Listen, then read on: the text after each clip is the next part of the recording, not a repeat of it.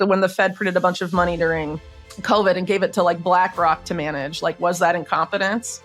Especially when BlackRock like wrote a plan at the end of 2019 of the monetary policy that the Fed followed exactly when COVID happened, about what the Fed would need to do during an unforeseen crisis. I mean, it's just like, was that incompetence or is that corruption? You know? And so, I mean, a lot of times they try and absolve themselves of like, when they sort of get caught or start to get caught for something corrupt, they'll be like, oh, don't look any further. We're just really stupid. If you consider just like the massive amount of wealth transfer that's happened in the past 20 years to like the people at the very top, obviously, well, I think it's obvious, but I mean, that can't all have been because of incompetence. Popular journalist Whitney Webb has made a name for herself, not just for her deep and insightful analysis of a lot of societal problems, but her bravery in constantly calling out the BS of the global elites. In a recent interview with Peter McCormick on the What Bitcoin Did channel, Whitney opens a nasty can of worms about a huge conspiracy to regulate the internet and put a complete and permanent end to privacy and anonymity. According to Whitney, the plan is to subjugate the entire global population and ensure that humans can no longer think for themselves. This will make us subservient enough to take anything the ruling class offers us so they can keep their throne while we keep whatever little trinkets they hand down. Whitney adds that this is why politicians and regulators are throwing every ammunition in their arsenal against Bitcoin and the overall cryptocurrency industry. The leading cryptocurrency especially is in the crosshairs because it is one of the few things that can even remotely impact their plans. During the interview with Peter, Whitney reveals that there are well-formed plans to put artificial intelligence in charge of the internet. AI will not only be in charge of censoring everything that appears on the internet, but will also be used to make the lion's share of online content. With AI dominating the information environment, whoever programs AI and stipulates the information it's allowed to publish or approve will dictate how people think, when they think, and what they are allowed to think about. Whitney quotes a book by Eric Schmidt, the former CEO of Google, which basically talks about how AI is going to control how we perceive reality by taking control of online content in its entirety. When these diabolic plans are fully in motion, Whitney warns that people's cognitive abilities will be so completely diminished that we won't be able to perceive reality or make sense of anything without AI doing it for us. Gaining an insane amount of momentum in steam, but it really goes back several years. And the goal is to have a regulated internet, which means the end of online privacy and anonymity. And they want to do this by having people link a government-issued ID to their internet access and internet activity. Who is they? So in the U.S., it's come from the government, but it's not.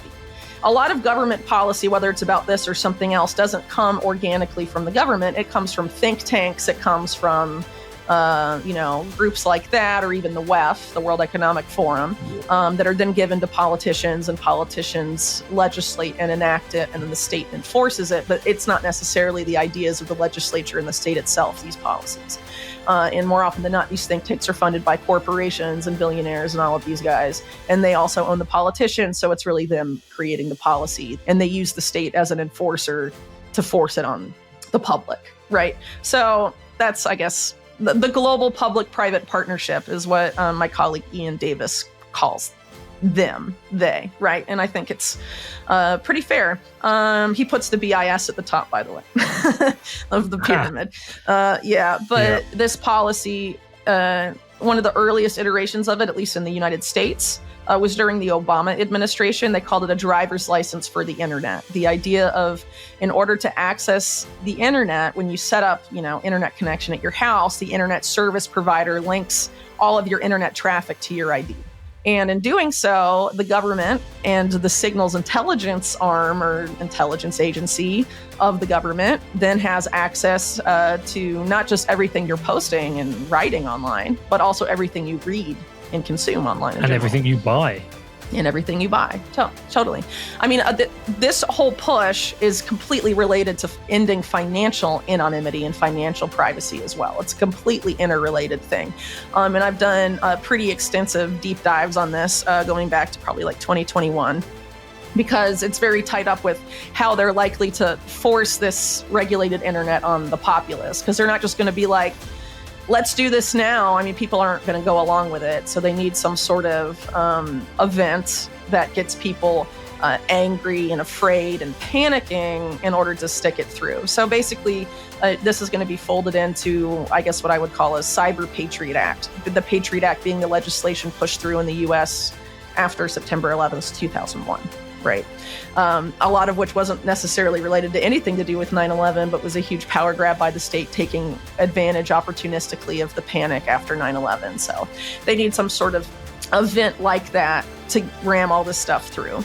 But the plans have been on the books for a very long time, and it's not just the US, it's really everywhere. I mean, I think in the UK, you have something called like the online safety bill. They have all these different excuses. Exactly. A lot of it, like the online safety bill, they'll say, oh, it's about protecting children. But really, it's about ending encryption, which law enforcement in the UK and the US have been trying to do so hard for years and years and years.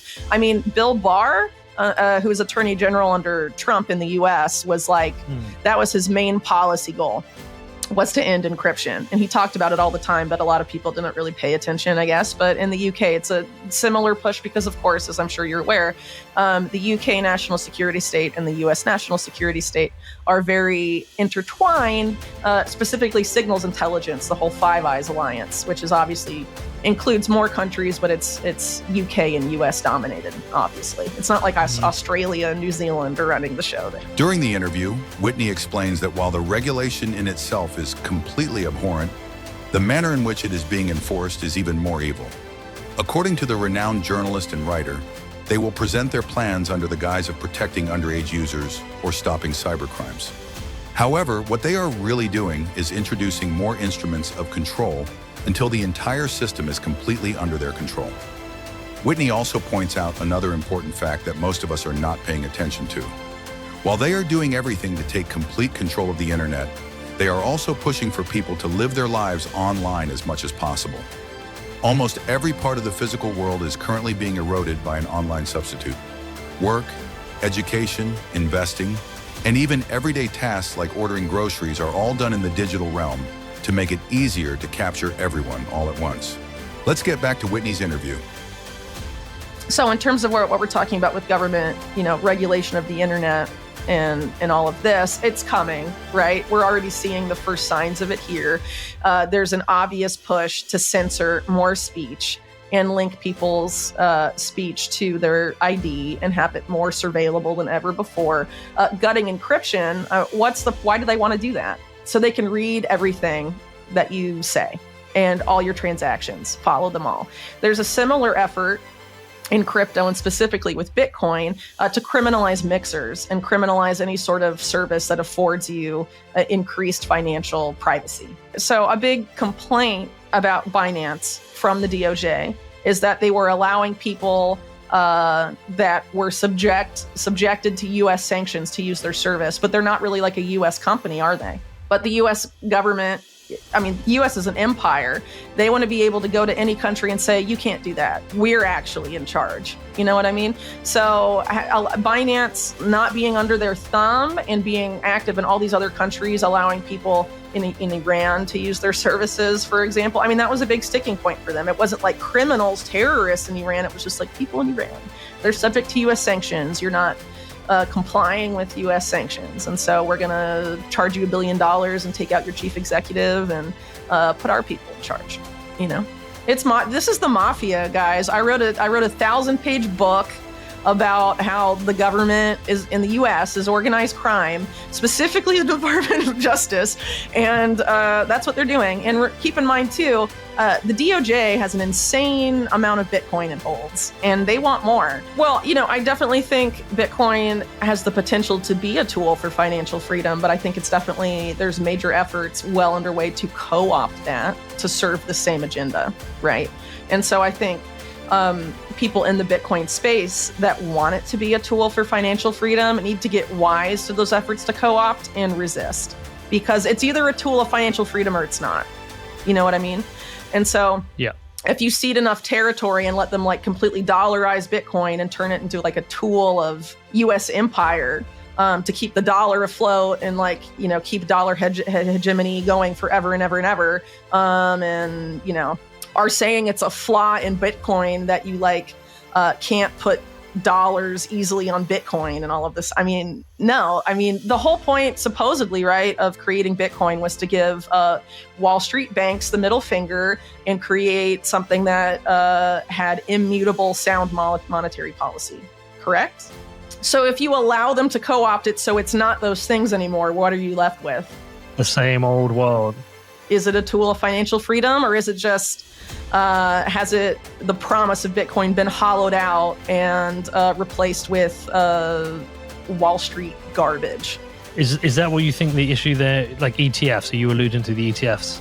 There's all sorts of things that are happening in Bitcoin right now that could be under that umbrella. But when you start to have people like BlackRock being like, you know what, we actually like Bitcoin now, that's a sign to pay attention. So I think people need to, in the Bitcoin space, need to be very aware that there is a fight being had right now about the future of Bitcoin.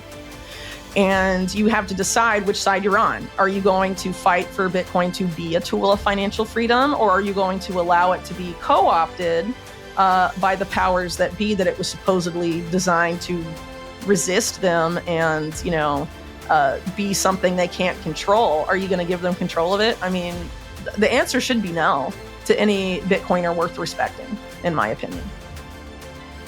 Whitney's warnings about the big conspiracy against Bitcoin are not new. In a Bitcoin magazine article from last year, the journalist revealed a strong connection between the Department of Justice, anti-crypto senators like Elizabeth Warren, and increasing narratives about Bitcoin being the payment of choice for well-known terror groups. According to the article, many of the groups looking to allegedly combat cybercrime in the U.S., including the DOJ and the FBI, are part of an international public-private partnership housed within the World Economic Forum, the infamous You Will Own, Nothing and Be Happy organization. Whitney further revealed that this group is not concerned about fighting cybercrime, but is solely focused on controlling every aspect of our lives. In the article, Whitney wrote, "This public-private partnership, the WEF Partnership Against Cybercrime, or WFPAC, is run by a former intelligence agent named Tal Goldstein, whose military intelligence career was marked by his efforts to have intelligence agencies essentially fuse with private technology companies in his native Israel." She further revealed that the FBI, DOJ, and intelligence agencies of Israel and Britain are included in this partnership, as are the two big to fail banks like Bank of America and tech companies like Amazon and Microsoft. The objective is clearly not just to fight cybercrime, but something much more sinister. Like and subscribe to bring good luck and blessings for your financial future and get this crypto bull run going.